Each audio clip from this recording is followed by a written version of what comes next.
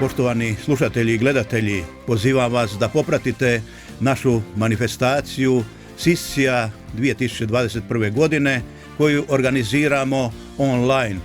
Zbog covida nismo u mogućnosti napraviti kao i prošle godine našu manifestaciju u našoj dvorani, nego na ovaj način želimo zahvaliti, ali pozvati sve vas i one koji budu gledali ovu emisiju da pomognu našoj Banovini, Sisku, Petrinji, Glini, cijeloj Sisačko-moslavačkoj županiji koja je teško stradala u potresu.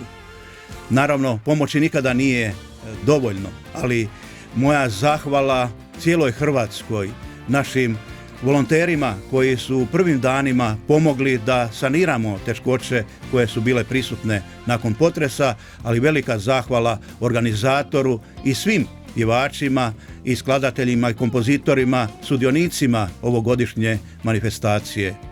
Ovogodišnja manifestacija Siscija 2021 je nešto što će doprinijeti, ja vjerujem, ponovo probuditi srca naših Hrvata diljem Hrvatske, svih oni koji budemo gledali i vas koji možete pomoći i uplatiti određena sredstva na donacijski račun Sisačko-moslavačke županije. Pomoći nikada nije dovoljno. Ovime otvaram i najavljujem manifestaciju Siscija 2021 i vjerujem da ćemo sljedeće godine 2022. ponovo se vratiti u Sisak, u našu dvoranu Brezovica.